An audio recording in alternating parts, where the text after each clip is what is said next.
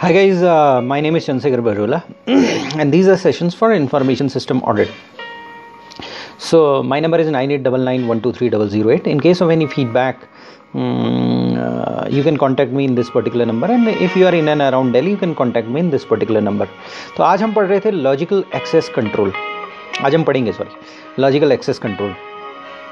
तो logical access controls पढ़ने से पहले एक इम्पॉर्टेंट चीज़ है, हम पढ़ रहे हैं इंफॉर्मेशन सिक्योरिटी ऑडिट, यानी कि इंफॉर्मेशन की सिक्योरिटी का ऑडिट. और सिक्योरिटी, किसी भी चीज़ सिक्योरिटी जो होती है वो ताला लगाने से पूरी होती है. तो ताला कौन सा लगे? तो ताला लगने का काम ये होता है एक्सेस रोकना, एक्सेस रेस्ट्रिक्ट करना, राइट आदमी को एक्सेस देना. या गार्ड रखने का काम यही होता है, राइट आदमी को एक्सेस देना, रॉन्ग आदमी को एक्सेस हटाना. तो लॉजिकल एक्सेस सिक्योरिटी जो होती है, लॉजिकल एक्सेस कंट्रोल्स जो होते हैं, जो आज हम पढ़ेंगे, वो दो टाइप के होते हैं. सबसे पहले एक होता है फिजिकल एक्सेस कंट्रोल और एक होता है लॉजिकल एक्सेस कंट्रोल. यानी एक्सेस कंट्रोल्स दो टाइप के होते हैं, फिजिकल एक्सेस और लॉजिकल एक्सेस. फिजिकल एक्सेस यानी फिजिकली आप जाओगे, लॉजिकल एक्सेस यानी लॉजिकली आप घुसोगे. आप लॉजिक के थ्रू घुस रहे हो. कंप्यूटर्स में जब आप एंटर करते हो तो एक पासवर्ड और लॉगिन नेम आपको और पासवर्ड दिया जाता है, और लॉगिन नेम और पासवर्ड के थ्रू आप कंप्यूटर में घुसने की कोशिश करते हो, और ये होता है लॉजिकल एक्सेस. फिजिकल एक्सेस नहीं, लॉजिकल एक्सेस यानी एक्सेस लॉजिक के थ्रू आपने एक्सेस की. तो पूरे इंफॉर्मेशन सिस्टम ऑडिट में जो मेन चीज़ है वो समझने की कोशिश की जाए तो वो क्या चीज़ है? वो चीज़ ये है कि एक्सेस को लिमिट करना, राइट आदमी को एक्सेस देना, रॉन्ग आदमी को एक्सेस नहीं देना. जिस आदमी को एक्सेस देना तो फिर उसके बाद उसको किस लेवल तक एक्सेस देना. एक्सेस देना तो 100% एक्सेस नहीं देना, उसकी एक्सेस के राइट्स होंगे. ऑथराइजेशन मतलब सबसे पहले ऑथेंटिकेशन जो कंट्रोल किया जाता है. लॉजिकल एक्सेस कैसे कंट्रोल किया जाता है? लॉजिकल एक्सेस दो तरीके से कंट्रोल किया जाता है, ऑथेंटिकेशन और ऑथराइजेशन. पहले आपको ऑथेंटिकेट करेगा और फिर आपके एक्सेस राइट्स देखेगा कितने एक्सेस राइट्स हैं, और उसी के अनुसार ऑथराइजेशन आपको दी जाएगी. तो ऑथेंटिकेशन और ऑथराइजेशन दो चीज़ें हैं. और दूसरी बात, किसी भी सिक्योरिटी का ऑब्जेक्टिव CIA होता है. CIA यानी अमेरिका की जासूस एजेंसी, या कॉन्फिडेंशियलिटी, इंटेग्रिटी और अवेलेबिलिटी. और इसी में सारा का सारा इंफॉर्मेशन सिस्टम ऑडिट इसी चीज़ के चारों तरफ घूमता है. पहले एक्सेस लिमिट करो, फिजिकल एक्सेस और लॉजिकल एक्सेस. आप कहीं भी जाओगे इंफॉर्मेशन सिस्टम ऑडिटर के रूप में, आप लॉजिकल एक्सेस पर वार करोगे कि लॉजिकल एक्सेस क्या है. सारे सिस्टम्स देखोगे, सब कुछ पढ़ोगे, सारी चीज़ें पढ़ोगे, हार्डवेयर पढ़ोगे, सॉफ्टवेयर पढ़ोगे, आप फायरवॉल्स पढ़ोगे, ये सारी चीज़ें पढ़ोगे, लेकिन सारी चीज़ घूम फिर कर एक ही जगह पर आएगी, एक्सेस कंट्रोल्स पर, उस ताले पर, उस ताले की चाबी पर. जैसे कि आपने देखा होगा कि पुराने ज़माने में खजाना खोजने जाते थे, मूवीज़ में दिखाया जाता था खजाना खोजने जाते थे, तो वहाँ पर किला होता था और समथिंग जो भी चीज़ है वहाँ पर जाते थे. तो लास्ट में क्या होता था कि वहाँ एक ताला लगा होता था और उसकी की इम्पॉर्टेंट थी. उसके रास्ते जाने का नक्शा और फिर वो ताला और की, वो बहुत इम्पॉर्टेंट होती थी. सारे खतरे होते थे, सब कुछ होता था, सारी चीज़ होती थी, सारी कहानी होती थी उसमें, लेकिन ultimately it boils down to last level. यानी लास्ट लेवल क्या है कि आपके पास वो ताला की चाबी होनी चाहिए. तो ताले की चाबी जो है वो बहुत इंपॉर्टेंट है. ये वो ताले की चाबी है एक्सेस कंट्रोल्स. वो ताला जो है एक्सेस कंट्रोल्स है, वो चाबी जो है उस कंट्रोल में आपको ऑथेंटिकेट और ऑथराइज करती है अंदर घुसने के लिए. और अगर मान लिया सपोज घर के अंदर कई ताले हैं तो वो ऑथराइजेशन लेवल हुए कि अगर घर के अंदर दूसरे आपको किस कमरे में घुसने देना है, उसकी चाबी आपके पास है कि नहीं है, उसकी ऑथराइजेशन है कि नहीं है. तो आज हम पढ़ रहे हैं logical access controls. Logical access controls में हम क्या है कि एक्सेस कंट्रोल से हम एक क्या कंट्रोल करते हैं? डेटा सिक्योर करते हैं. तो डेटा दो टाइप का हो सकता है. एक चीज़ और इम्पॉर्टेंट है, डेटा दो टाइप का हो सकता है. एक रेजिडेंट डेटा होता है, एक data in transit. Resident data मतलब जो डेटा पड़ा हुआ है, आपके सर्वर में पड़ा हुआ है, आपके CD में पड़ा हुआ है, आपके हार्ड ड्राइव्स में पड़ा हुआ है, आपके कॉमन ड्राइव्स में पड़ा हुआ है, वो रेजिडेंट डेटा है. और एक डेटा मूव कर रहा है, वो डेटा इन ट्रांजिट है. तो यानी कि जो कॉन्सेप्ट है, कई जगह पर कई वर्ड्स आएंगे, उसमें काफ़ी कन्फ्यूजन होगा। तो एक चीज़ पर्टिकुलरली समझ लीजिए, लॉजिकल एक्सेस कंट्रोल और फिजिकल एक्सेस कंट्रोल दोनों अलग चीज़ें, ये माइंड में कमिट कर दीजिए। लॉजिकल एक्सेस लॉजिक के साथ घुसना, फिजिकल एक्सेस फिजिकली जाना। फिजिकल एक्सेस में कोई प्रॉब्लम नहीं है क्योंकि फिजिकली हम लोग जाते हैं। लॉजिकली एक्सेस जब हम घुसते हैं किसी कंप्यूटर में, तो ये समझ लीजिए एक शहर में घुसते हैं। कंप्यूटर का अंदर हिस्सा भी एक पूरा एक शहर है। जिस तरीके से आप किसी कंप्यूटर के अंदर घुसते हैं तो एक पहले पुराने ज़माने में शहर का द्वार होता था, मेन द्वार होता था, उस मेन द्वार में घुसते थे। और उस द्वार में घुसने के बाद यानी कि सबसे पहले आपको पासवर्ड और लॉगिन नेम पूछा जाता है, और वो शहर के अंदर घुसने का द्वार है, द्वार का की पासवर्ड है, की है। अगर आप उसके अंदर घुस गए तो फिर और दूसरे घरों में आप घुसोगे। तो लॉजिकल एक्सेस भी वही है, लेकिन लॉजिकल एक्सेस थोड़ा सा डिफरेंट है। तो यानी फिजिकल एक्सेस, लॉजिकल एक्सेस दो चीज़ें हैं यहाँ पर हम पढ़ेंगे, और रेजिडेंट डेटा और डेटा इन ट्रांजिट दो चीज़ें। हम रेजिडेंट डेटा को भी सिक्योर करेंगे, डेटा इन ट्रांजिट को भी सिक्योर करेंगे। रेजिडेंट डेटा यानी कि वो डेटा जो रेस्ट में है, जो सिस्टम के अंदर है, और वो जो डेटा हम मेल भेज रहे हैं और वो रास्ते में पड़ा हुआ है, 0101 जो जा रहे हैं, क्योंकि जैसा मैंने बोला था कि ये सारी चीज़ें कंप्यूटर में finally high voltage, low voltage या 0101 के फॉर्म में होती हैं, उसके अलावा कुछ नहीं होता है। तो 0101 के रूप में जो चीज़ जा रही है बाइनरी होती है, सारा डेटा बाइनरी होता है। तो डेटा जो ट्रांजिट में हो रहा है उसे कैसे सिक्योर करेंगे, ये इस लॉजिकल एक्सेस कंट्रोल का एम है।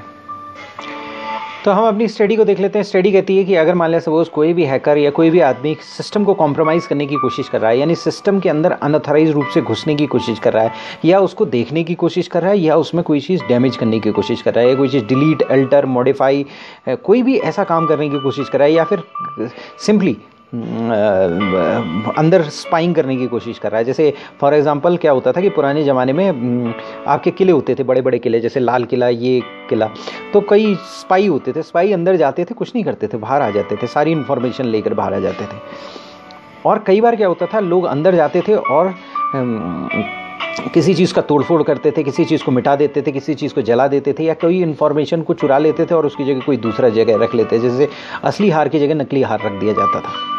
तो सिस्टम को कॉम्प्रोमाइज़ करने के लिए जो पहली हर्डल है कि अटैकर जो है वो सिस्टम को कनेक्ट कर पाए, सबसे पहले बात यह है, और उसके डेटा से कनेक्शन ले पाए, यानी कि उसको सिस्टम के अंदर एक्सेस और दूसरा उसके डेटा तक एक्सेस, दोनों तक एक्सेस होना बहुत इंपॉर्टेंट है। अगर वो सिस्टम के अंदर एक्सेस पा गया तो फिर वो डेटा के अंदर डेटा का एक्सेस पाने की कोशिश करेगा। तो इसको रोकने के बहुत सारे तरीके हैं किसी भी ऑर्गेनाइजेशन में। तो कोई भी ऑर्गेनाइजेशन यही कोशिश करता है कि पर्टिकुलर डेटा किसी को मिले और बाकी डेटा उसको ना मिले। फाइनेंस वालों को फाइनेंस का डेटा मिले और बाकी लोगों को वो डेटा नहीं मिले। एचआर वालों को एचआर का डेटा मिले, जो जिसकी अथॉरिटी है उसको उसका डेटा मिले, बाकी लोगों का डेटा नहीं मिले। तो इसके लिए सबसे इम्पॉर्टेंट चीज़ जो कॉमनली अडॉप्टेड स्ट्रेटेजी है कि जब भी आप सिस्टम के अंदर घुसेंगे तो सिस्टम आपको आइडेंटिटी का प्रूफ मांगेगा। तो आइडेंटिटी का प्रूफ मांगते ही आपकी एक्सेस लिमिट कर देगा वो। अगर मान लिया सपोज आइडेंटिटी का प्रूफ मांगा और आप एक फाइनेंस के बंदे हो तो आपको फाइनेंस के ही रिगार्डिंग डेटा देगा, बाकी किसी के रिगार्डिंग डेटा नहीं देगा। तो वो क्या करेगा कि एक्सेस को लिमिट करना और उसकी यूज़र एक्टिविटी को लिमिट करना,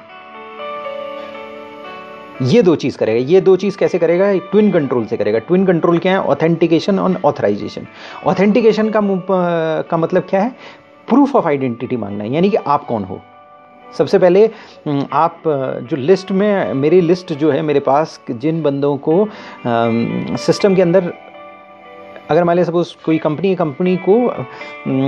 अपने एम्प्लॉय को ऑथराइज़ करेगी, तो क्या आप मेरे एम्प्लॉय हो? और वो एम्प्लॉय हो कि नहीं होगी ये ऑथेंटिकेशन से पता चलेगा। यानी वो प्रूफ ऑफ आइडेंटिटी मांगना ऑथेंटिकेशन कहलाता है। और दूसरा होगा ऑथराइजेशन। ऑथराइजेशन का मतलब कि इसके अगर आप एम्प्लॉय हो तो फिर ऑथराइजेशन की बात आती है, आपको किस लेवल तक देखने की ऑथराइजेशन है। तो आपकी ऑथराइजेशन के द्वारा एक्टिविटी लिमिट करता है। और एक्टिविटी कहाँ तक लिमिट करता है, एक सर्टेन ऑपरेशन तक लिमिट करता है, यही लिमिट कर सकते हो। यानी आप फाइनेंस के बंदे हो तो आप बाकी सारा डेटा नहीं देख सकते। आपने कहा कि हाँ मैं चंद्रशेखर बरोला हूँ, इस कंपनी का एम्प्लॉय हूँ, फाइनेंस डिवीजन में मैं काम करता हूँ, तो वो आपकी कहेगा ऑथेंटिकेशन पूरा हो गया, हाँ ये बंदा है। लेकिन ऑथराइजेशन क्या है, ये एक एग्जीक्यूटिव है, छोटा सा वर्कर है, तो ये टैली में वाउचर्स एंटर कर सकता है, बाकी और कुछ नहीं कर सकता, उसको ऑल्टर नहीं कर सकता, वो उसकी इसका ऑथराइजेशन नहीं है। इवन एंटर करने के बाद उन्हें देख भी नहीं सकता, लेजर को नहीं देख सकता। तो लिमिट करना, हर यूजर एक्टिविटी को सर्टेन ऑपरेशन तक लिमिट करना, इसे ऑथराइजेशन कहते हैं। तो बेसिकली राइट पर्सन को राइट डेटा देना, ये दिलाना, यही ऑथराइजेशन और ऑथेंटिकेशन का काम होता है। तो इम्पॉर्टेंट चीज़ ये है कि अब हम ये राइट पर्सन को राइट डेटा मिलना चाहिए और राइट पर्सन जिसको एक्सेस होगी उसी को मिलना चाहिए। तो ये ऑथेंटिकेशन और ऑथराइजेशन करते हैं। अब हम पढ़ते हैं कि ऑब्जेक्टिव्स क्या हैं लॉजिकल एक्सेस के। तो लॉजिकल एक्सेस के ऑब्जेक्टिव्स ये हैं कि अगर मान लिया सपोज कोई इंफॉर्मेशन एसेट है, लॉजिकल एक्सेस किसकी होगी, इंफॉर्मेशन एसेट की होगी। कोई भी डेटा है, कोई इंफॉर्मेशन है, कोई भी उसकी हम लॉजिकल एक्सेस करेंगे। तो लॉजिकल एक्सेस करेंगे तो उसको सिक्योर लॉजिकल एक्सेस होनी चाहिए। तो सिक्योर लॉजिकल एक्सेस के दो प्राइमरी ऑब्जेक्टिव होते हैं। सबसे पहले क्या होता है कि रेजिडेंट डेटा को सिक्योर करना। रेजिडेंट डेटा को सिक्योर करना का मतलब क्या हुआ कि जो डेटा आपके सिस्टम में रिजाइड कर रहा है उसको सिक्योर करना। यानी कि अगर मान लिया सपोज ऐसा है, ऑर्गेनाइजेशन में क्या है, टेट्राबाइट्स ऑफ डेटा बनता है वीक्स में, कई ऑर्गेनाइजेशन में तो और भी डेटा बनता है। तो सिग्निफिकेंट वॉल्यूम ऑफ डेटा बनता है, और वो जो सिग्निफिकेंट वॉल्यूम ऑफ डेटा है वो किसी कंप्यूटर इक्विपमेंट में होगा या डिवाइस में होगा, या तो हार्ड डिस्क हो सकती है या कॉमन ड्राइव्स हो सकती है। कॉमन ड्राइव्स भी finally is a form of hard disk, is a form of storage media. तो वो हो सकता है आपका किसी सर्वर में होगा, स्टोरेज सर्वर्स हो सकते हैं, उसमें डेटा हो सकता है। तो जो रेजिडेंट डेटा है, जो स्टोर्ड डेटा है, जो मूव नहीं हो रहा है डेटा, उसको सिक्योर करना, वो जो डेटा है बहुत इंपॉर्टेंट है, क्योंकि वो प्रोसेस डेटा है, वो फाइनल डेटा है। वो भेजने के बाद अगर आपके पास मेल्स में कोई डेटा है तो मेल सर्वर को सिक्योर करना, क्योंकि मेल के अंदर जो डेटा है आप जब क्लिक करेंगे, ओपन करेंगे, तो वो डेटा आपको दिखना चाहिए। तो उस रेजिडेंट डेटा को सिक्योर करना बहुत इंपॉर्टेंट है। दूसरी बात, डेटा इन ट्रांजिट को सिक्योर करना बहुत इंपॉर्टेंट है, क्योंकि डेटा जो है कंप्यूटर्स के बीच में, नेटवर्क्स के बीच में ट्रैवल कर रहा होता है, कम्युनिकेशन चैनल्स में ट्रैवल कर रहा होता है। और जब ट्रैवल कर रहा होता है उस समय बहुत सारे रिस्क होते हैं। मैन इन मिडिल अटैक हो सकता है। अगर मान लिया सपोज सर्वर में है तो आप रेस्ट्रिक्ट भी कर सकते हो, लेकिन डेटा जब इंटरनल नेटवर्क्स में मूव कर रहा होता है तो बहुत से लोगों के पहुंच में हो सकता है वो डेटा। और जब इंटरनेट में हो सकता है, मूव कर रहा होता है, तो फिर तो सुपर इंफॉर्मेशन हाईवे वो किसी के लिए भी अवेलेबल हो सकता है। तो वहाँ पर भी आपको उस डेटा को सिक्योर करना पड़ता है। तो अगर कोई डेटा है उसको नेटवर्क में ट्रैवल कर रहा है, उसको सिक्योर करना बहुत इंपॉर्टेंट है, और उस नेटवर्क की सिक्योरिटी भी बहुत इंपॉर्टेंट है। अगर मान लीजिए सपोज इंटरनेट है तो उसको तो आप सिक्योर नहीं कर सकते हो, VPN वगैरह के थ्रू लिमिटेड वे में इनक्रिप्ट करके आप सिक्योर कर सकते हो अपने डेटा को। लेकिन नेटवर्क की सिक्योरिटी, अगर आपका लोकल एरिया नेटवर्क है तो नेटवर्क की सिक्योरिटी और ट्रैवल करते हुए डेटा की सिक्योरिटी, दोनों सिक्योरिटी बहुत इंपॉर्टेंट है। और ये डेटा इन ट्रांजिट को सिक्योर तभी माना जाएगा। तो यानी कि हमने क्या पढ़ा, हमने सबसे पहले पढ़ा कि दो टाइप के एक्सेस कंट्रोल होते हैं, फिजिकल एक्सेस कंट्रोल होते हैं, लॉजिकल एक्सेस कंट्रोल होते हैं। फिजिकल एक्सेस कंट्रोल हम सब जानते हैं, फिजिकली हम गार्ड वगैरह ये वो लगा लेते हैं और वो फिजिकल एक्सेस कंट्रोल हो गया। लॉजिकल एक्सेस कंट्रोल्स क्या होते हैं, लॉजिकल एक्सेस कंट्रोल्स का मतलब लॉजिक के थ्रू कंट्रोल करना, यानी पासवर्ड, ऑथराइजेशन, ऑथेंटिकेशन के थ्रू करना। तो यानी कि लॉजिकल एक्सेस ट्विन कंट्रोल्स होते हैं, यानी दो कंट्रोल्स होते हैं logical access. Twin controls authorisation और ऑथेंटिकेशन होते हैं। अब ऑथराइजेशन क्या होता है, ऑथराइजेशन का मतलब ये होता है कि जब भी आप दरवाजा खटखटाओगे तो आइडेंटिटी पूछी जाएगी, भाई कौन हो तुम। आपने अपनी अथॉरिटी, आपने अपनी आइडेंटिटी दे दी, मैं चंद्रशेखर बरोला हूं और मैं यहां पर इस रूप से काम कर रहा हूं। आपका पासवर्ड है, आपका लॉगिन आईडी, आप जैसे ही उससे जाओगे तो आपका ऑथेंटिकेशन मिल जाएगा। अब ऑथराइजेशन ये है कि आपको किस लेवल का ऑथराइजेशन है, क्या क्या चीज़ देखना है। आप फाइनेंस डिपार्टमेंट में हो तो फाइनेंस का डेटा देख सकते हो, HR डिपार्टमेंट में हो तो HR डिपार्टमेंट देख सकते हो, अगर आप हायर मैनेजमेंट का हो तो ज़्यादा और डेटा देख सकते हो, अगर आप कंपनी के मैनेजिंग डायरेक्टर हो तो सारा डेटा देख सकते हो। तो आपके लेवल ऑफ ऑथराइजेशन क्या है? अगर आप सीधे एक डेटा एंट्री के बंदे हो, 5-10 हज़ार रुपया लेते हो, डेटा एंट्री करते हो, टैली के अंदर करते हो, तो वही टैली में आपका एक्सेस है और किसी और में आपका एक्सेस नहीं है। तो ऑथराइजेशन लिमिट करता है हर यूज़र की एक्टिविटी को, और वो कहाँ लिमिट करता है? एक सर्टेन ऑपरेशन में करता है, यानी नेगेटिवेट करता है। आपको कितना डेटा का एक्सेस दिया जाए, अगर आपको एक्सेस नहीं देना है तो आपको कोई डेटा नहीं दिखेगा। तो यानी कि वहाँ पर ऐसा है कि अगर आपको ऑथेंटिकेशन आपने दे दिया लेकिन ऑथराइजेशन फिक्स नहीं किया गया है तो आपको कुछ नहीं दिखेगा। ऑथराइजेशन देना पड़ेगा, सारे पूरे पॉजिटिव ऑथराइजेशन देना पड़ेगा। अगर आप एमडी हो तो आपको ये दिखाया पूरे डेटा का ऑथराइजेशन देना पड़ेगा। लेकिन फिर भी जो आईटी में बंदा बैठा है, जो आईटी एडमिनिस्ट्रेटर है, वो अपने पासवर्ड नहीं देगा एमडीज़ को। जो एडमिनिस्ट्रेटर है आईटी सिस्टम्स का, जो लोकल एरिया नेटवर्क लगा रहा है, उसकी अपनी रिस्पॉन्सिबिलिटी है, वो पासवर्ड नहीं देगा, वो अपना पासवर्ड अपने पास ही रखेगा।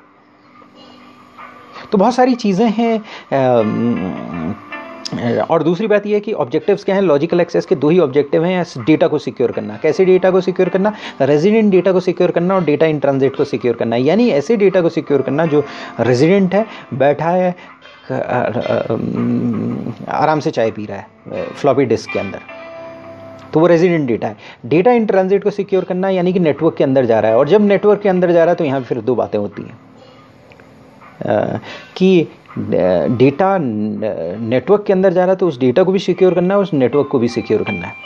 तो कई जगह 2 बातें हो रही हैं। सबसे पहले तो 2 बातें हुई कि physical access control, logical access control. फिर बातें हुई logical access control, twin controls हैं, ऑथेंटिकेशन और ऑथराइजेशन। फिर उसके बाद ऑब्जेक्टिव क्या है लॉजिकल एक्सेस का? वहाँ 2 बातें हुई कि सिक्योर करना है रेजिडेंट डेटा को 1, और दूसरा डेटा इन ट्रांजिट का 2। डेटा इन ट्रांजिट वहाँ पर 2 बातें हुई कि डेटा इन ट्रांजिट को सिक्योर करोगे तो डेटा को सिक्योर करोगे जो ट्रैवल कर रहा है नेटवर्क में, और उस मीडियम को भी सिक्योर करोगे, यानी उस नेटवर्क को भी सिक्योर करोगे जिसमें वो जा रहा है। तो डेटा इंडिपेंडेंटली एग्जिस्ट नहीं कर सकता है, एक चीज़, क्योंकि आपको डेटा को भी सिक्योर करना है, उस मीडियम को भी सिक्योर करना है, क्योंकि डेटा मीडियम से जा रहा है तो डेटा इंडिपेंडेंटली एग्जिस्ट नहीं कर सकता है। तो सिक्योर डेटा को सिक्योर करने का मतलब ये है इंफॉर्मेशन को सिक्योर करना और उस कंप्यूटिंग इक्विपमेंट को स्टोर करना है, या उस स्टोरेज मीडियम को सिक्योर करना है, या हम कह सकते हैं उस कम्युनिकेशन चैनल जो ट्रांजिट कर रहा है डेटा उसको भी सिक्योर करना, या हम ये कह सकते हैं उस डिवाइस को सिक्योर करना जो उस डेटा को ट्रांजिट कर रहा है। तो यानी कि डेटा रेजिडेंट किस में हो सकता है? कंप्यूटिंग इक्विपमेंट या स्टोरेज मीडिया में हो सकता है। तो जब किसी भी जो आपका रेजिडेंट डेटा है वो कहाँ हो सकता है? कंप्यूटिंग इक्विपमेंट में हो सकता है, स्टोरेज मीडिया में हो सकता है। कंप्यूटिंग इक्विपमेंट मतलब आपका लैपटॉप, उसमें हो सकता है। स्टोरेज मीडिया यानी hard drive internal hard drive हो सकती है, एक्सटर्नल हार्ड ड्राइव हो सकती है। आप अगर मान लिया सपोज मार्केट में जाएंगे तो 6,000 रुपये की आपको 2 टीवी की फ्लिपकार्ट में 6-7-8 हज़ार रुपये की 2 टीवी की हार्ड ड्राइव मिल जाएगी। उसमें अगर आपने डेटा रखा है, सपोज आपका डेटा ज़्यादा हो गया, उसमें डेटा रखा है, वैसे तो कंपनी है तो डेस्कलेस वर्क स्टेशन होनी चाहिए, एक्सटर्नल हार्ड ड्राइव्स लगाने की जगह ही नहीं होनी चाहिए। फ्लॉपी डिस्क में आपके लैपटॉप में इतनी अथॉरिटी नहीं होनी चाहिए कि वो आप डेटा वहाँ वो कर सकें। पर अगर आप मान लिया सपोज है डेटा और आपको अथॉरिटी है और आपने अप्रूवल लिया है उसका और आपका डेटा हार्ड ड्राइव में है, तो वहाँ रेजिडेंट डेटा होगा। तो रेजिडेंट डेटा कंप्यूटिंग इक्विपमेंट में हो सकता है, स्टोरेज मीडिया में हो सकता है, और ट्रांजिटिंग डेटा कहाँ हो सकता है? कम्युनिकेशन चैनल में हो सकता है और कुछ डिवाइसेस में हो सकता है। और वो डिवाइसेस को सारा सिक्योर करना बहुत इंपॉर्टेंट है। तो वो जो डेटा होगा, तो आप इंफॉर्मेशन और डेटा को सिक्योर करेंगे, वो किस में हो सकते हैं? डेटाबेस में हो सकते हैं। तो मास्टर और ट्रांजैक्शन फाइल्स हो सकती हैं वहाँ पर, ट्रांजैक्शन फाइल्स या मास्टर फाइल्स हो सकती हैं। डेटा रिपोजिटरी हो सकती है, करस्पॉन्डेंस फाइल्स हो सकते हैं, स्प्रेडशीट्स हो सकते हैं, बैकअप्स हो सकते हैं, आर्काइव्स हो सकते हैं। बैकअप्स और आर्काइव्स के बीच में डिफरेंस होता है, ये ध्यान रखिएगा। बैकअप आप बैकअप के लिए रखते हैं और बैकअप को मिटाया भी जा सकता है, नए बैकअप से ये चेंज किया जा सकता है। बैकअप पीरियोडिक होता है, लेकिन आर्काइव्स अगर आपने रखना है तो कोई डेटा 8 साल के लिए रखने मालूम पड़ा। आप टैली से इंफॉर्मेशन निकाल रहे हैं और हर हफ्ते उसको सिक्योर कर रहे हैं, तो बैकअप रख रहे हैं। साल के एंड में और हर बार डेटा को रोल ओवर कर रहे हैं, यानी कि आज तक का जो डेटा रखा, कल हमने फिर एक और रखा, परसों और रखा। अगर फादर ग्रैंडफादर सन स्ट्रेटेजी कर रहे हैं तो हम 3 डेटा रखेंगे, उसके बाद पहला वाला डेटा के ऊपर हम नया डेटा रीराइट कर देंगे। यानी आज 7 तारीख, 14 तारीख, 21 तारीख और 30 तारीख सपोज हम डेटा 4 बैकअप्स रखते हैं। तो 7 तारीख को हमने रखा, 14 को रखा, 21 को रखा और 30 को रखा। 30 के रखने के बाद हम क्या करेंगे, 7 तारीख को का जो डेटा है उसको ओवरराइड कर देंगे अगली 7 से, 14 तारीख को ओवरराइड करेंगे अगली 14 से, तो वो डेटा गायब हो जाएगा। साल के एंड में एक बैलेंस शीट बनेगी, वो बैलेंस शीट और वो जितना डेटा है, जितनी इन्फॉर्मेशन है, उस लेजर्स डेटा, वो सारी टैली का इन्फॉर्मेशन हम निकाल करके उसे आर्काइव्स कर देंगे 8 साल के लिए, क्योंकि 8 साल के लिए वो इन्फॉर्मेशन रखना इंपॉर्टेंट है। तो बैकअप्स और आर्काइव्स दोनों डिफरेंस हैं, इसमें कन्फ्यूजन होता है। बैकअप्स और आर्काइव्स बिल्कुल डिफरेंस हैं। तो आप क्या करोगे, डेटा को सिक्योर करोगे तो हो सकता है डेटा बेस को सिक्योर करना नहीं, डेटा बेस को सिक्योर करोगे ही करोगे, वहाँ मास्टर और ट्रांजेक्शन्स फाइल्स होंगी, उसके बाद वहाँ डेटा रिपोजिटरी होगी, करस्पॉन्डेंस फाइल्स होंगी, स्प्रेडशीट होगी, बैकअप्स होगा, आर्काइव्स होगी। तो इन सबको सिक्योर करोगे आप। तो आप ये देखोगे कि बैकअप पर किसका एक्सेस होना चाहिए और आर्काइव्स पर किसका एक्सेस होना चाहिए। जरूरी नहीं बैकअप्स एक आदमी रखा आपने बैकअप करने के लिए, लेकिन डेटा साल के एंड में आर्काइव कर देते हो आप, बैलेंस शीट वगैरह जब बन जाती है, तो वो जरूरी नहीं है कि उस पर आपका एक्सेस होना चाहिए। उसके बाद एप्लीकेशन सॉफ्टवेयर जो होंगे, तो एप्लीकेशन सॉफ्टवेयर जो होंगे वो बिजनेस क्रिटिकल ऑपरेशन एप्लीकेशंस को आपको सिक्योर करना पड़ेगा, जैसे sales, purchase, inventory, production controls या ऑफिस ऑटोमेशन सॉफ्टवेयर हैं, इनको सिक्योर करना पड़ेगा। कोई इसमें ये देखना पड़ेगा कि भाई कोई बग्स तो नहीं है जिससे कि इन सॉफ्टवेयर को ओवरराइड किया जा सकता है। तो एप्लीकेशन सॉफ्टवेयर को सारे application software including business critical applications, business critical applications कौन से होते हैं जिसके बिना बिजनेस में डिस्ट्रप्शन हो सकता है, तो वो हो सकते हैं सेल्स के, आपके ERPs हो सकते हैं जिसमें sales, purchase, inventory, production control होता है, और ऑफिस ऑटोमेशन सॉफ्टवेयर हो सकते हैं। फिर उसके बाद एप्लीकेशन सॉफ्टवेयर के बाद सिस्टम सॉफ्टवेयर को देखोगे, इसमें ऑपरेटिंग सॉफ्टवेयर होते हैं, नेटवर्क मैनेजमेंट सॉफ्टवेयर होते हैं, सिस्टम यूटिलिटीज़ होती हैं, कम्युनिकेशन सॉफ्टवेयर होते हैं, कंपाइलर्स, एक्सेस कंट्रोल सॉफ्टवेयर होते हैं। फिर सिस्टम और डेटा कंपोनेंट को देखोगे, जैसे डेटा डिक्शनरीज हैं, डेटा डायरेक्टरीज हैं, लॉग फाइल्स हैं, एक्सेस कंट्रोल लिस्ट है, टेम्परेरी ट्रांजेक्शन फाइल्स हैं, जॉब शेड्यूल लिस्ट है, स्पूल और प्रोसीजर लाइब्रेरी है। मालूम पड़ा एक्सेस कंट्रोल लिस्ट है, और एक्सेस कंट्रोल लिस्ट में अनऑथराइज्ड चेंज कर दिया एक्सेस। मेरे पास केवल टैली के, मैं एग्जीक्यूटिव हूँ और मेरे को वाउचर डालने की एंट्री है, और एक्सेस कंट्रोल लिस्ट कर ली, ऑथेंटिकेट तो हुआ, उसके बाद ऑथराइजेशन 100% के लिए कर लिया, MD से ज़्यादा राइट्स मैंने ले लिए, तो वो प्रॉब्लम क्रिएट हो जाएगी। तो ये एक कंप्लीट सिक्योरिटी हमें देनी पड़ेगी। तो पर्पज़ क्या है इंफॉर्मेशन सिक्योरिटी का, कि वही CIA, कॉन्फिडेंशियलिटी, इंटेग्रिटी और अवेलेबिलिटी। सिक्योरिटी ऑब्जेक्टिव का मतलब ही ये होता है, कॉन्फिडेंशियलिटी, इंफॉर्मेशन प्रोटेक्ट की जाएगी और केवल वही लोग एक्सेस कर सकते हैं जो ऑथराइज हैं। अनऑथराइज्ड आदमी, अनऑथराइज्ड प्रोसेसेस इसको एक्सेस नहीं कर सकता। जिनके पास स्पेसिफिक राइट्स हैं वही उसको एक्सेस कर सकता है, इसे कहते हैं कॉन्फिडेंशियलिटी। अवेलेबिलिटी कॉन्फिडेंशियलिटी बिल्कुल उल्टी है। अवेलेबिलिटी का मतलब यह है किसी भी कमर्शियल इन्वायरमेंट में या किसी भी दूसरे इन्वायरमेंट में, जो पर्टिकुलरली कमर्शियल इन्वायरमेंट में इंफॉर्मेशन अनड्यूली रिस्ट्रिक्टिव नहीं होनी चाहिए। यानी जिसके पास इंफॉर्मेशन होनी चाहिए उसको इंफॉर्मेशन मिलनी चाहिए, उस एफिशिएंटली मिलनी चाहिए, ये अवेलेबिलिटी होती है। मालूम पड़ा आप किसी सेल्स के बंदे हो और सेल्स का डेटा आपके पास सारा का सारा होना चाहिए। आप किसी मीटिंग में गए और वहाँ पर डेटा प्रेजेंट करने लगे, लेकिन अल्टीमेटली जैसे ही आपने कोशिश की उसको अवेलेबल करने की, वो डेटा आपको अवेलेबल नहीं हुआ, किसी भी रीज़न से नहीं हुआ, एफिशिएंटली अवेलेबल नहीं हुआ। आप एम्प्लॉई हो, आपको ऑथेंटिकेट किया, आपके ऑथराइजेशन है। तो पर्टिकुलरली कमर्शियल इन्वायरमेंट में इंफॉर्मेशन जिसको अवेलेबल होनी चाहिए उसको अवेलेबल होनी चाहिए, अनड्यूली रिस्ट्रिक्टिव नहीं होनी चाहिए। कॉन्फिडेंशियलिटी और अवेलेबिलिटी दोनों के डिफरेंस है। यानी कि एक बार आपने डिसाइड कर दिया ये कॉन्फिडेंशियल है, तो वहाँ पर फिर आदमी दूसरे आदमी को देखना नहीं चाहिए। लेकिन जैसे ही आपने डिसाइड किया इन्फॉर्मेशन इसके पास होनी चाहिए, तो बिल्कुल इन्फॉर्मेशन उसके पास होनी चाहिए। यानी कि यहाँ पर जैसे नेता होते हैं बिल्कुल पलट जाते हैं, वैसी सिचुएशन है। कॉन्फिडेंशियलिटी एक एरिया है, अवेलेबिलिटी एक एरिया है। कॉन्फिडेंशियलिटी और अवेलेबिलिटी दोनों एक दूसरे के वैसे तो पूरक हैं, लेकिन दो सिक्के के दो कॉइन हैं, एक तरफ हेड है एक तरफ ट्रेल है। अगर हेड है तो ट्रेल नहीं है, ट्रेल है तो हेड नहीं है, और हेड है तो हेड है। ऐसा नहीं है कि सिक्का खड़ा हो जाएगा, सिक्का खड़ा होने की संभावना यहाँ पर नहीं है। तो कॉन्फिडेंशियलिटी और अवेलेबिलिटी दो चीज़ें हैं। कॉन्फिडेंशियलिटी का मतलब ये है कि अगर इन्फॉर्मेशन प्रोटेक्ट करनी है तो बिल्कुल ही प्रोटेक्ट करनी है, और अवेलेबिलिटी का मतलब ये है किसी भी पर्टिकुलर कमर्शियल इन्वायरमेंट में इन्फॉर्मेशन रिस्ट्रिक्टिव नहीं होनी चाहिए। जो इन्फॉर्मेशन जिसके पास मिलनी चाहिए उसे मिलनी चाहिए, और वहाँ पर उसके पास अवेलेबल होनी चाहिए। कहीं पर ऐसा ना हो कि वो जाए और मालूम पड़ा इन्फॉर्मेशन अवेलेबल ना हो और उसकी क्रेडिबिलिटी में हर्ट हो जाए। जैसे बहुत बड़ी बड़ी कंपनीज़ हैं, विप्रो है आपका, इस तरह की कंपनी है, तो उसमें क्या होता है कि अगर मान लिया आप गए और अवेलेबल आपको इन्फॉर्मेशन होनी चाहिए और नहीं है, और प्रेजेंटेशन हो रही है, किसी ने कुछ पूछा और आप कह रहे हो सॉरी मेरे को ये इन्फॉर्मेशन अवेलेबल नहीं हो पाई, तो वो आपके गुडविल को हैम्पर करती है।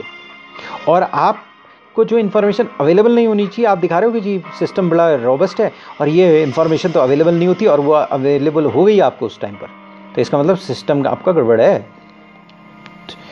अवेलेबल नहीं हुई, जो अवेलेबल होनी थी उसमें तो थोड़े से टाइम के लिए आप कुछ कह सकते हो, लेकिन अगर कॉन्फिडेंशियल इन्फॉर्मेशन आपको अवेलेबल हो रही है आपके सिस्टम की, तो फिर तो आपकी इमेज इम्पेयर हो जाएगी, आप पर ट्रस्ट खत्म हो जाएगा, क्योंकि एक झूठ बोलने से आदमी झूठा हो जाता है।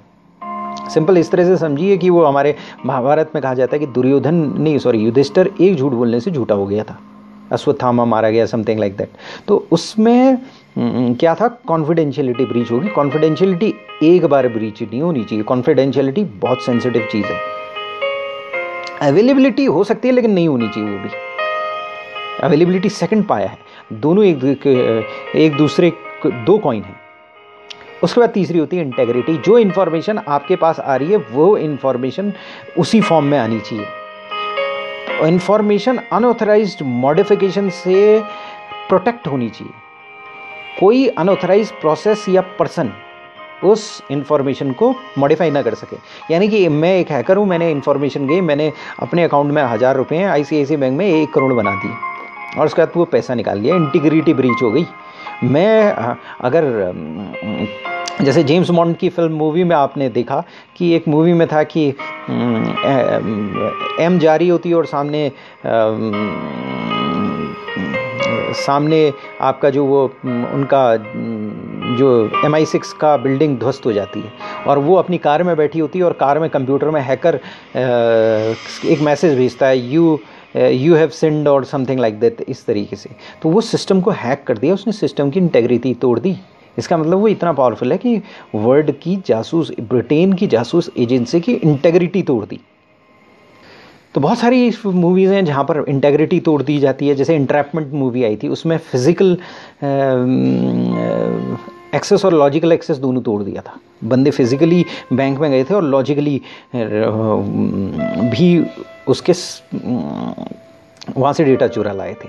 तो फिजिकल एक्सेस और लॉजिकल एक्सेस तोड़ दिया था। कई जगह पर लॉजिकल एक्सेस तोड़ दिया जाता है। हैकर्स अपनी जगह में बैठे बैठे लॉजिकल एक्सेस तोड़ देते हैं। तो वो सिस्टम की इंटेग्रिटी टूट गई। तो वो जो है इंफॉर्मेशन अनऑथराइज्ड मॉडिफिकेशन से प्रोटेक्ट होना बहुत ज़रूरी है। नहीं तो जो इन्फॉर्मेशन होती है, इन्फॉर्मेशन जहाँ पर भी इन्फॉर्मेशन वर्ड आएगा वहाँ पर 3 चीज़ें आएंगी, कंप्लीटनेस, एक्यूरेसी और वैलिडिटी। जहाँ भी इन्फॉर्मेशन है 3 वर्ड डाल दीजिए। जहाँ भी सिक्योरिटी है CIA डाल दीजिए। जहाँ पर इन्फॉर्मेशन कंप्लीट होनी चाहिए, एक्यूरेट होनी चाहिए, वैलिड होनी चाहिए। इन्फॉर्मेशन तभी बनती है, इन्फॉर्मेशन डेटा इन्फॉर्मेशन में तभी कन्वर्ट होता है जब वो कंप्लीट होता है, एक्यूरेट होता है और वैलिड होता है। 3 वर्ड्स ये हर जगह यूज़ होंगे इन्फॉर्मेशन के लिए। डेटा के लिए ज़रूरी नहीं यूज़ हो।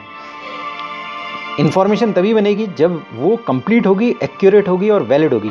इन्फॉर्मेशन क्या हुआ, डेटा ये हुआ 1 2 3 4 5 6 7 8 9 10 और उसके आगे नाम लिखे हुए हैं और उसके आगे एज लिखी हुई है और वो किसी भी फॉर्मेट में है, वो डेटा हो गया। मेरे आगे मेरी एज लिखी है, वो ऊपर नीचे लिखी हुई है। इन्फॉर्मेशन जो हुई है 1 के आगे चंद्रशेखर बरोला, उसके आगे एज, उसके आगे उसका मंथली इनकम या दूसरी चीज़ उसकी हाइट और समथिंग लाइक दैट। ये इन्फॉर्मेशन हुई, ये इन्फॉर्मेशन वैलिड है। ये इन्फॉर्मेशन एक्यूरेट होनी चाहिए। मेरे आगे मेरी एज होनी चाहिए, उसके आगे मेरा नंबर होना चाहिए, जो पासपोर्ट नंबर या जो भी नंबर, या अगर अमेरिका में तो सोशल सिक्योरिटी नंबर होता है वो नंबर, और वो इन्फॉर्मेशन कंप्लीट होनी चाहिए जो इन्फॉर्मेशन हमारे पास है। तो कंप्लीटनेस, एक्यूरेसी और वैलिडिटी ऑफ वैलिड इन्फॉर्मेशन में ये 3 क्वालिटी होनी चाहिए। तो जो भी इन्फॉर्मेशन है वो अनऑथराइज्ड मॉडिफिकेशन नहीं होना चाहिए, ये इंटेग्रिटी होती है। और अगर मॉडिफिकेशन हो रहा है तो कैसे मॉडिफिकेशन हो रहा है, किसी भी इंफॉर्मेशन की कंप्लीटनेस, एक्यूरेसी और वैलिडिटी इंपेयर कर रहे हो आप, यानी उसकी कंप्लीटनेस, एक्यूरेसी और वैलिडिटी को ख़राब कर रहे हो इन्फॉर्मेशन की, तो उसकी इंटेग्रिटी को इंपेयर कर रहे हो। तो अनऑथराइज्ड मॉडिफिकेशन नहीं होना चाहिए। ऑथराइज्ड मॉडिफिकेशन क्या है, अगर मैं मालूम पड़ा सपोज एक एग्जीक्यूटिव हूँ किसी कंपनी में और कल की डेट में मैनेजर बन जाता हूँ, तो मॉडिफाई कर रहा हूँ मैं उसकी इन्फॉर्मेशन, ऑथराइज्ड मॉडिफिकेशन कर रहा हूँ, उसकी इंटेग्रिटी मेंटेन हो रही है, कंप्लीटनेस, एक्यूरेसी और वैलिडिटी मेंटेन हो रही है। क्योंकि अगर वहाँ पर एग्जीक्यूटिव ही लिखा जाएगा और जबकि मैं मैनेजर बन गया हूँ तो कंप्लीट नहीं है, एक्यूरेट नहीं है, वैलिड इन्फॉर्मेशन नहीं है, उसकी इंटेग्रिटी टाइम के अनुसार वो इन्फॉर्मेशन अपडेट होनी चाहिए, और वो ऑथराइज्ड मॉडिफिकेशन होना चाहिए। ऑथराइज्ड मॉडिफिकेशन इंटेग्रिटी मेंटेन करता है, इंटेग्रिटी सही तरीके से रखता है। अनऑथराइज्ड मॉडिफिकेशन इंटेग्रिटी इंपेयर करता है। तो याद रखिएगा, इंटेग्रिटी के लिए 2 चीज़ें इंपॉर्टेंट है, अनऑथराइज्ड मॉडिफिकेशन और authorised modification. Authorised modification integrity बढ़ाता है, मेंटेन करता है, डेटा की, इंफॉर्मेशन की एक्यूरेसी, वैलिडिटी को मेंटेन रखता है। अनऑथराइज्ड मॉडिफिकेशन नहीं होना चाहिए। अनऑथराइज्ड मॉडिफिकेशन हुआ, इंटेग्रिटी इंपेयर हो गई। मालूम पड़ा मैंने अपना कार्ड डाला एटीएम में, और एटीएम जैसे फॉर एग्जांपल एक मूवी आई थी ईगल आई मूवी, आप देखिए तो उसमें क्या होता है कि एक जर्मी शॉ था, क्या नाम था उसका प्रोटैगनिस्ट का, वो एटीएम में जाता है और वहाँ पर उसके एटीएम में शायद पहले कुछ $2-4 होते हैं, पता नहीं कितने डॉलर होते हैं, तो वो चेक करने के लिए डालता है कि कुछ पैसा हो तो निकाल लूँ। वहाँ $7 लाख निकलते हैं। सिस्टम की इंटेग्रिटी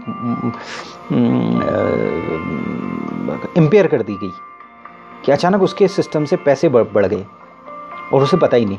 बाद में उस पर उल्टे सीधे इल्ज़ाम आते हैं और समथिंग लाइक दैट, स्टोरी आगे बढ़ती है। लेकिन अगर मान लें सपोज मैं एटीएम में कार्ड डालूं, तो जो इन्फॉर्मेशन सिस्टम मेरे को भेजे कि भाई इसके अकाउंट में 30,000 रुपीज़ हैं और ये 40,000 लिमिट है, 40,000 निकाल रहा है, नहीं निकालने दो, तो 30,000 ही होना चाहिए। अगर 30,000 की जगह 3 लाख बोल देगा तो 40,000 भी निकल जाएंगे और उसके बाद भी पैसे निकाल दूंगा मैं, और उसके बाद फिर मेरे से पैसे निकलने में एक सब्सटेंशियल कॉस्ट लगेगी अगर निकल पाए तो। और अगर मैं किसी बाहर कंट्री का हुआ, मैं पैसे लेकर चला गया,